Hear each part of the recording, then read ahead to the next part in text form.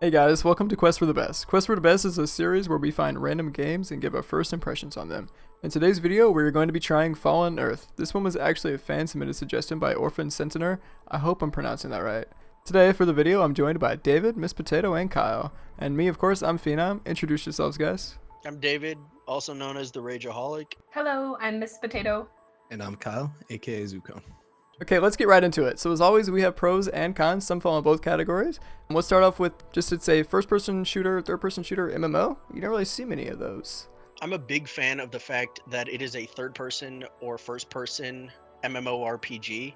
That's not something that you commonly see.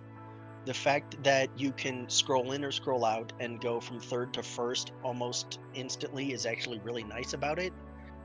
And next up, we have character creation. Potato, tell us about that. So it was pretty in-depth, which is interesting because the graphics weren't the best in the game, but you definitely had a lot of options to pick from when you made your character. So you could change like the eye color, the hair color, even the clothes that you're wearing, skin tone, a bunch of different features, which is kind of nice because everyone wants to make something a little bit different so we don't all look the same.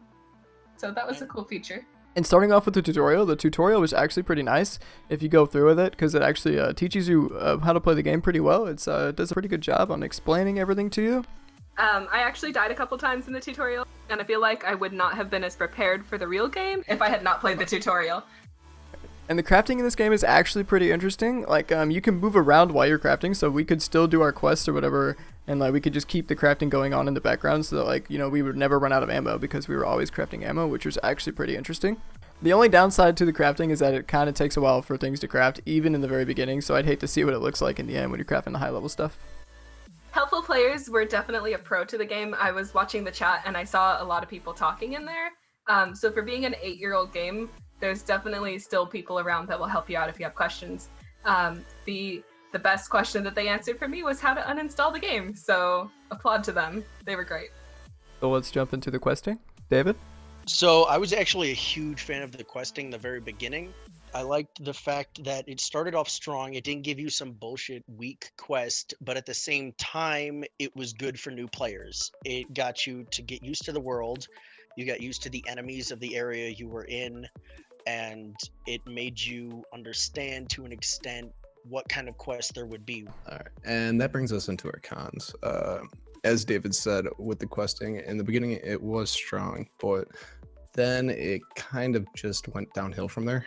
It got really repetitive, and after that, it was abysmal. It was pretty much just doing the same shit all over and over again, and it wasn't fun. So the movement in the game was actually kind of clunky. Like when you would jump, you can't actually move your character while you're in the air in the jump. You had to like wait for your guy to land and then you could turn your camera again, which was like really ugly when you were playing in first person. It was all right when you were playing in third, but in first person, just the camera movement was just really gross. Now let's talk about the weapon animations. I know Kyle and Potato, you guys kind of felt some way about that. You want to tell me about it? Words cannot describe how bad these weapon animations were. Yeah, it was pretty rough. Like when you were holding your pistol, the animation was like reloading a shotgun. And if you had a knife in your left hand, you just shoved the knife into your pistol because that's how guns work, guys. Yeah, when you have a revolver, you don't reload it by putting shells into the cylinder. You just shove them on the barrel of the gun, and pretty much works like that, just like a shotgun. All right, so let's talk about the bugs. Now, Potato, you had the most trouble with that. You want to talk about that? Yeah, I had a lot of the issues with just kind of clipping into things that weren't in front of me. So walking upstairs, across bridges, lots of other random places where I just couldn't go forward. So I'd have to back up and just take a running jump to get over whatever little hurdle was in front of me that I couldn't see. That was kind of frustrating. Also, when I was prone over a ledge, I pretty much could get to all the way to the edge of the ledge and stay on just with a little, like 2 pixels of my feet just standing on there, and I would go sideways. It was just kind of weird. It was pretty funny, actually. All right, and the rating we're going to give for this game, as you guys know the ratings work, is we rate them based on the games that we've played so far. So this one's going to be better than Rhizome, but not as good as Minions of Mirth.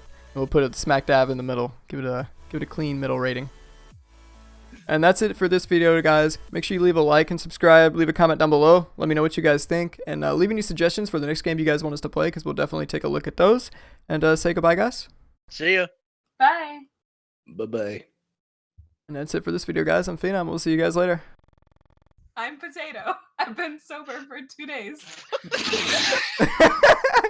Hey guys, welcome to Quest for the Best. Oh my god. True that, homie. Word to your mother. Please tell me you don't put that in the videos. Every time you say true, I want to punch you in the mouth. True. That's true. Shut up. Hey, what's up guys? Welcome to Quest for the Best, and today we're going to be trying out Rhizome. Now, Rhizome is a game that came out in 2004, and it's important to keep that in mind. In fact, we had to keep reminding ourselves of that a lot. Yeah, because you'll see. Now, it came out right around the same time as World of Warcraft, which to be